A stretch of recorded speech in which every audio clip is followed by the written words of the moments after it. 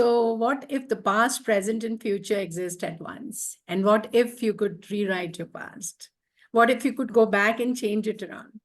And wouldn't you take that one chance to heal your inner child? I'm extremely excited to welcome today multi-genre author Kiran Manral. I've been wanting to have a conversation with her for a very long time. For one reason or the other, we could not do this, but now here we are at 9 p.m. in the night. But I'm very excited about this. We are discussing Kiran's book, All Those Who Wander, today. This is her first foray into science fiction, and it's definitely a very, very fresh kind of a book. It demonstrates definitely her exceptional literary experiences. So, hi, Kiran. Finally, you're with us today. So, I absolutely love your all the Instagrams. I go through them daily, and I love your writing styles. So, thank you for sparing out time. Thank you for inviting me. Honored to be here. And I'm glad we could finally make it after all the back and forth that happened all the while. Yeah. I know you've been so busy. I keep on seeing you in different literary festivals, writing, I think podcasting, so many hats that you wear. So I'll get to the book straight away and we'll gradually take the conversation from there. You know, Sure. the concept of rewriting the past and living infinite versions of the same life simultaneously is quite fascinating. So what really, I know you've been asked this question several times before, but I want to do this because I found this book so different from your regular books that you write. That what really inspired you to really explore such a complex and very, very thought-provoking premise, I must say, in the book. So it was definitely nothing as drastic as the situations the characters faced in their lives. I know. It was just very curious sense of, I think when I crossed 40, 45, I would keep thinking, what if I could go back to the child I was and tell her certain things that, she doesn't know right now.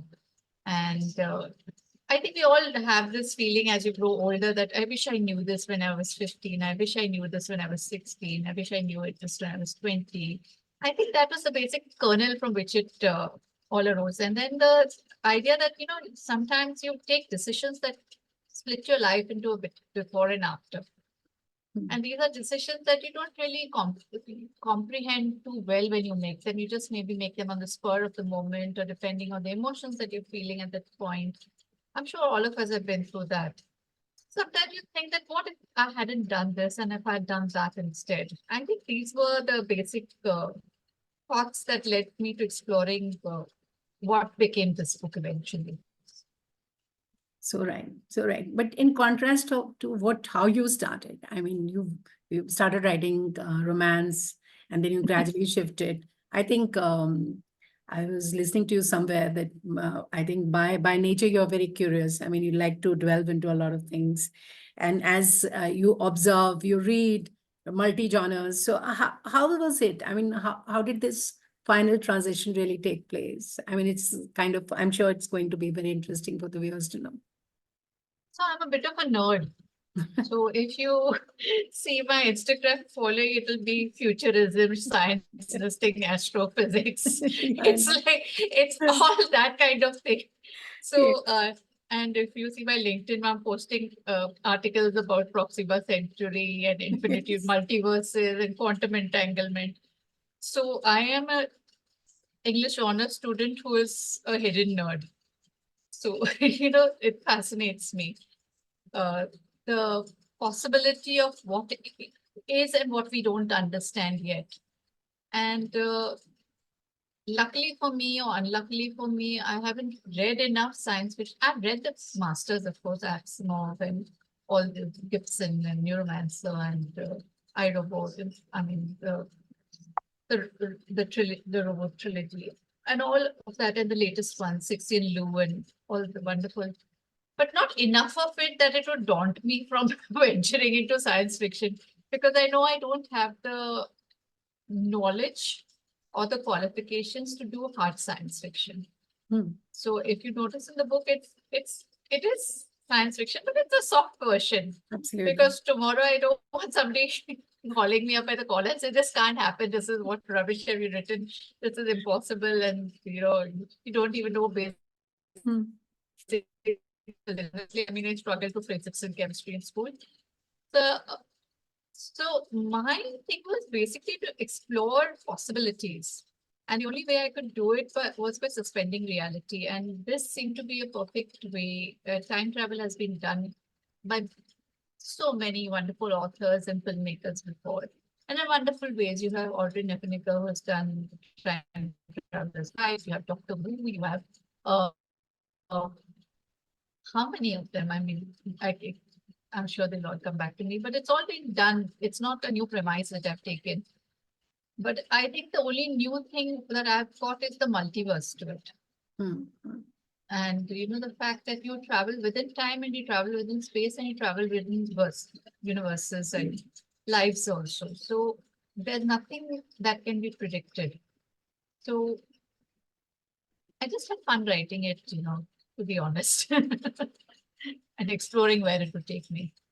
So right, so right, and I think that is where this book is so different and so unique and very readable. I know it came around a year back, so but how's the response been? How do your regular readers respond to this book? And were they surprised when you took up this genre? I mean, maybe one of the best feedbacks that you got on the book is always welcome to know.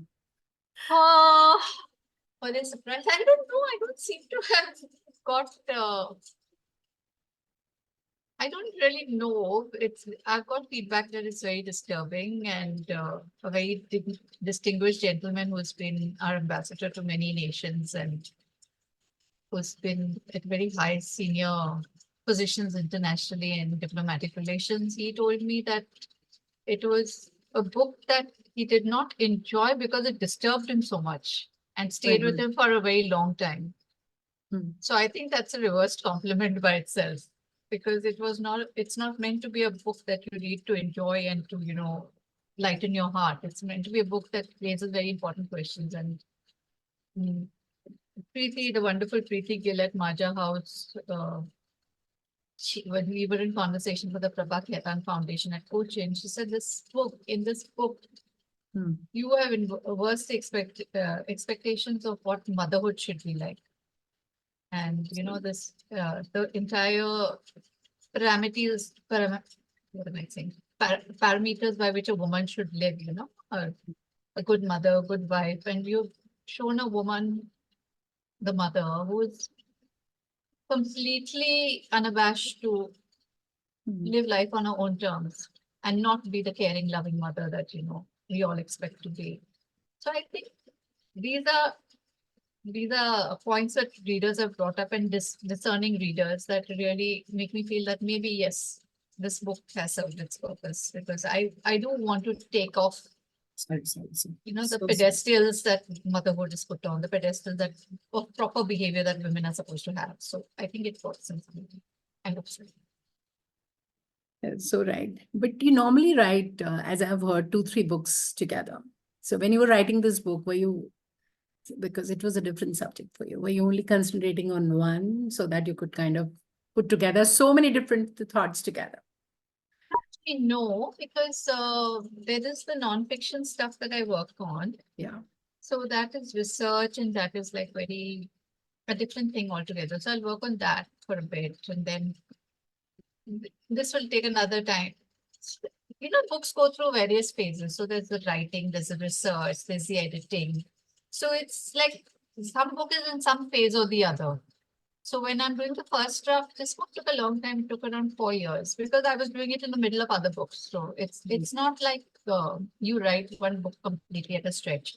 So I'll be writing pockets of this, editing something else, doing a drafting out something else. So it's like whatever grabs my fancy and whatever's on deadline that gets the most attention.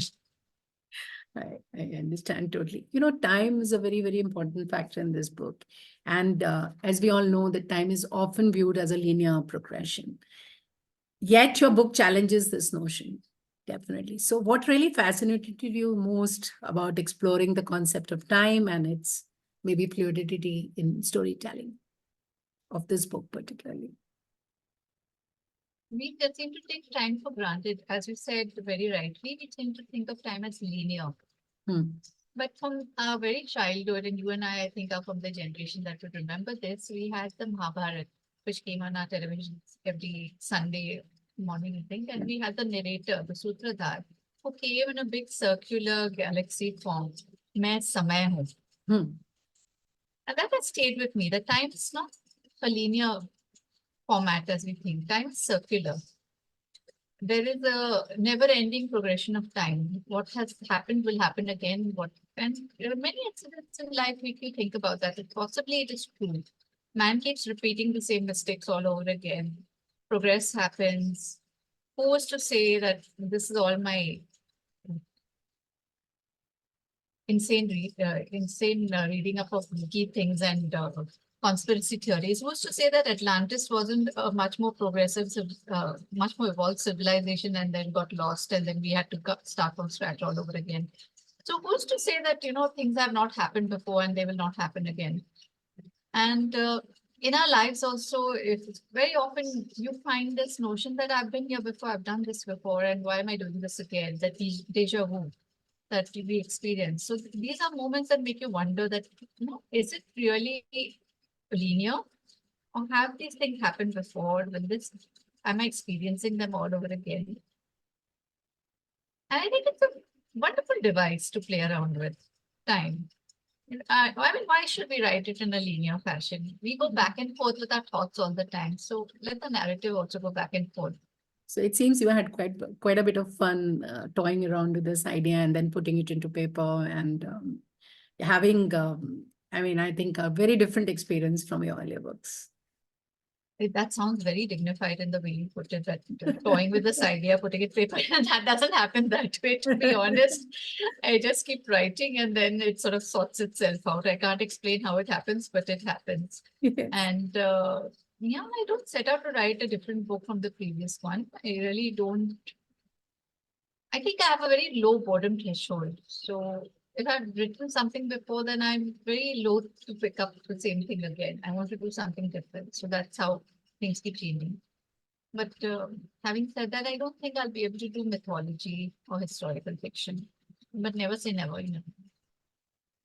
But you do a lot of, I've seen you having a lot of conversations with various writers as well. I think Amish also you had one. So you can talk about it, but you don't want to write about it, right?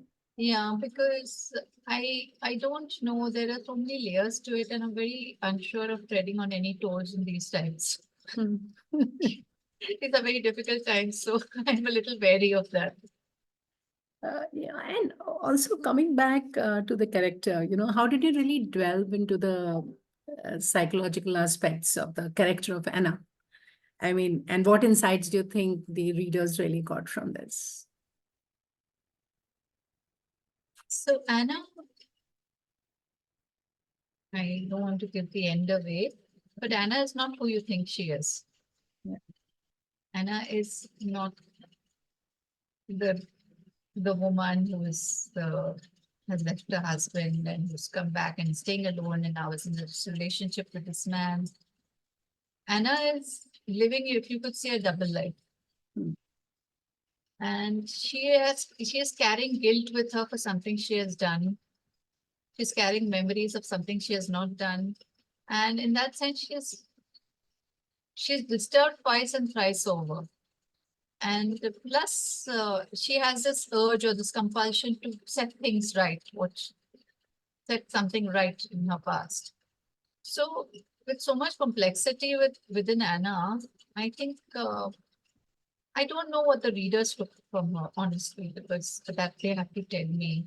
What I gave into Anna is uh, I tried to give her a life that was not constrained by what people would imagine her life to be. And to allow her to dwell in her darkness, whatever her darkness was, to explore it fully, not to, shroud it, couch it, to cover it up with the patina of being normal, of being okay. So I let her wallow in her darkness. And I think that is what makes her disturbing sometimes. Dark. And Yeah. uneasy to read sometimes. Yes, it is. But let readers discover. There are more layers. So let them, we are just going to touch the upper say so that people get really interested in reading this book. Yeah. But without giving again too much, what are can you share any particular challenges that you faced while writing this book? Because it was an intricate plot, let's face it. So, I mean, any special challenges that you faced, somewhere you got stuck, somewhere you felt that maybe it took longer than you decided. I mean, you just mentioned that it took around 4 years. So, any particular other challenges that you faced while writing? I think the only challenge I face is when I can't go any further with it. So the book decides when it's going to end. And then I struggle with the ending. Mhm. Because I don't write with a plot or a synopsis and chapter wise this thing. It just flows very organically. So all the darker books, I have tried to make sure that the end is a little open, a little twisted, a little unexpected. Mhm. So I think I really struggle with the end because I want the end to haunt the reader and the reader to wonder what could have happened. Yeah. So that was, I think, the only bit where I struggled. And then there was my wonderful editor, Shiny Anthony. Shiny actually edited this manuscript, and after that, Rashmi at Ambrose. So there was the only change she made was there was a rather disturbing scene Mhm. of a child. You know what happens in the book. I'm not going to. So she said, let's not have that. So that Mhm. was the only thing that I removed. Yeah. Otherwise, it is gone as is. Yeah. I think they didn't really make many changes in the book as No. long as they let you be. I mean, they had full confidence in what you've written. They just edited some parts. Right? I don't know about the full confidence, but they were kind enough to let it stay as it is. I think that's a success in itself, you know. I mean, they felt that it is not to be touched, as we just mentioned, only a small part. But having said that, the cover of the book, the title of the book, everything is very fascinating. And as far as the title of the book is concerned, it really involves, it feels as if it's a kind of a sense of searching about it, kind of journeying about it. So, what significance do you think the title holds within the context of the story? So the title comes from the Tolkien Lord of the Rings trilogy. Mhm. It's a quote which says, all that glitters is not gold, Okay. and all those who wander are not lost. Okay. So Anna is wandering, but she's actually not lost. She's a wanderer to multiple Yes.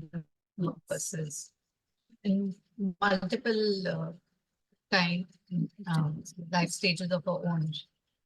Future, past, extreme future. But she's not lost. She's trying to find something and she's trying to sort out something, trying to get something done, which seems to be Sisyphean task, so to speak. And Mm. she'll do it, but it'll keep happening. So it seems to be a pointless task, rolling up the stone up the mountain and then fall again. So that I think was, I found that very intriguing. All those who wander are not lost. So they are wandering. They're not lost, but they continue to wander. Mm. So It's a that's very, how that yeah, title came about. very, very relevant title, I must say. And even the cover, would you like to talk about it? I mean, you designed it, you got a designer. How did you really go about it?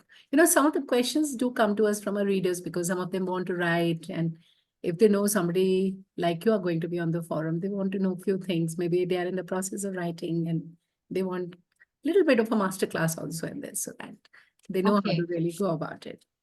So, how did you really So think the about the cover cover? was done, no credit, no credit to me for the cover. Cover was done by this wonderful designer called Mr. Roy, who is based in Bangalore. Hmm. And she's worked with me from my first book and on many of my books. And she's done The Reluctant Detective, Once Upon a Crush, The Face at the Window, More Things in Heaven and Earth, Missing Presumed Dead, and now All Those Wonder, 6, 7 of my books.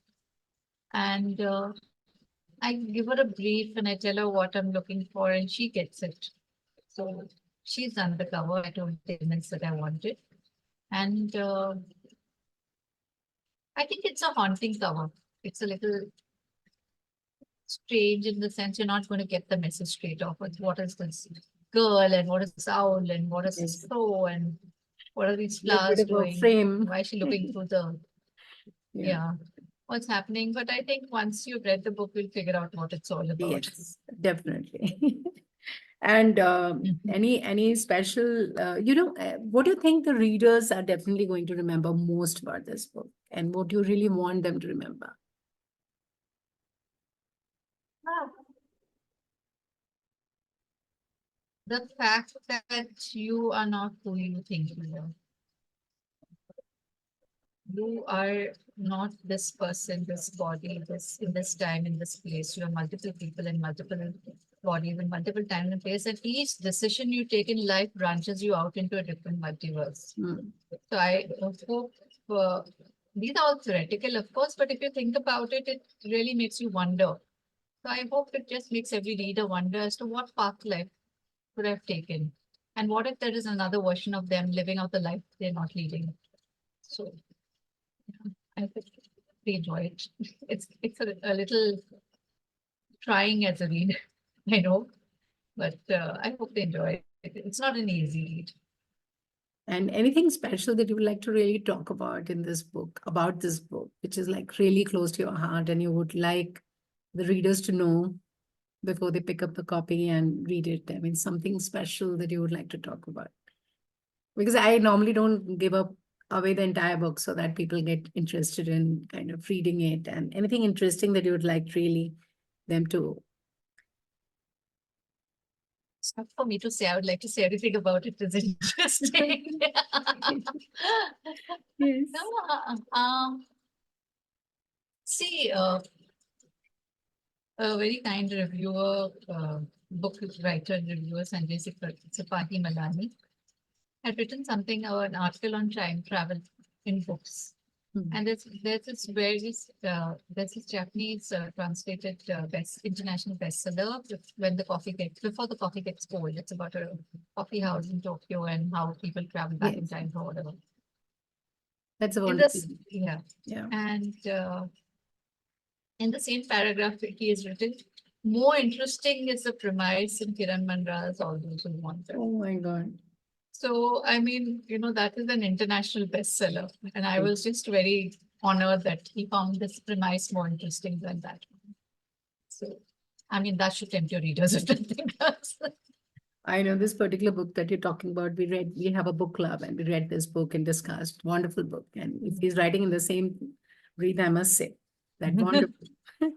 And also, any advice to maybe any aspiring writers who are really interested in exploring some very, very complex themes and genres?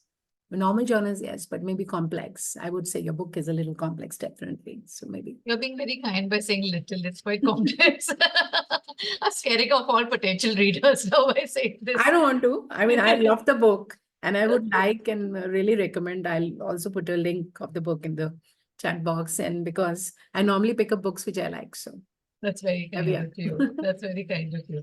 Yeah. But anyone who's planning to come to your question, anyone who's planning to write a complex book, I would say just discard all notions of what you think the book should be. Go with the flow, have your research down, know your stuff, because you can't be faltering for stuff while your plot is progressing. So know, understand your stuff, and know there's going to be a lot of back and forth. There is going to be get your first draft done, then do the agla pichla, and should I shift this here? Should I shift that there? Mm, because if you do that in the process of writing, you're going to lose that entire, the flow of the story and how it's progressing. Don't let the complexity scare you. Sometimes we think that, oh God, this is too much. I've taken on too much. Don't let it scare you. Just work through it. And you're never going to get it right the first time round. Don't even expect that, the first time round is going to be the final draft. I see many potential authors and aspiring authors do that. And, they think that they've written it and it's a wonderful book and that's it. No, you have to go through at least. I mean, to be honest, I did that with my first book and I'm very embarrassed about it now. But each book at least goes through 10, 15 writes. Then I go through the draft over and over again, I think at least 20, 25 times. Oh my God. So each time you keep shifting around, changing, tinkering here, tinkering there. Some days you may just sit and change full stops and commas. That's about it. But just stay with the manuscript if you feel it's overwhelming you and it's too complex. Um, because we are writing stories which are about people and concerning people, your characters have to be very strong. Plot, yes. Complexity of the plot, the narrative, etc. Fine. But if your characters are not memorable and people can't identify with them, nobody's going to bother reading the book because they won't care what is happening to those people. So once start only when you have a strong character in your head. What else can you think about? And yeah, work every day on the book. Don't leave. Keep it aside for a week. Don't keep it aside for a month and go back to it. Just stay with it every day because that's the time you'll keep thinking, and your subconscious will churn at night as to what you're doing about it. Wonderful. That's coming from you. It's kind of a masterclass in characterization and writing. And any special project? I hear a lot of buzz around your latest book, Rising 2.0, right? Yeah, that's just out in March. It's a sequel to my first Rising, which was 30 Women Who Changed India. This is 20 Women Who Changed India. Unfortunately, I had to cut down And that to must be 20, very difficult. 20 women because, I mean, you have to keep it within a certain word count. And how do you encapsulate a life in 2,000, 3,000 words? So uh, it's a book that has a wide cross section of women from pre-independence India to contemporary times. I have few interviews as well. And they're from across categories. They're from botanists to lawyers to freedom fighters to parliamentarians. I mean, it's a gamut of women. And they all amaze me in the sense that we're still talking about gender equality and equal pay at work and sexual violence against women and all these things. But these women back then were also fighting similar battles. And in those times, the fact that they were fighting those battles, contemporary times, it just makes you feel a little less alone, I think, when as a woman, if you read about them and if you know them, and if you know the stories and struggles, if even one girl in some school somewhere, or you call it somewhere, thinks if she could do it, I can do it too. I think my purpose will be solved of writing this book, both these books. So wonderful. So what are your future plans? What are you writing? Would you like to tell us about your future projects? Maybe some of us will be really inspired. We always look up to you about as far as different genres and the way of writing and the way you, as I mentioned at the beginning, the way you keep on experimenting with different things. I don't recommend it, honestly, to be honest. Publishers also find it easy to stick to one genre. You're easier to market, you're You easier don't to want it to sell. be boring, right? I mean, I think you are one person who really wants to have, make use of so much of knowledge that you have in your head. You want to kind of let Yeah, people know. I do it, but I don't know if it's the right advice to give people who want to get into I writing find it because very interesting and challenging. that's very kind of you. Yeah. So, what am I writing next? What am I writing? So there are a couple of books lying with publishers. I have no idea when they'll be out. One is part of the K Mera series, The Reluctant Detective Ticket Party Mother. So that's there. There's a book on entrepreneurship which is lying with which is submitted to a publisher. There's another dark fantasy which is also with the publisher. What else is there? And there are a few that are being written. I don't know what will come out. Like Lovely. first or last.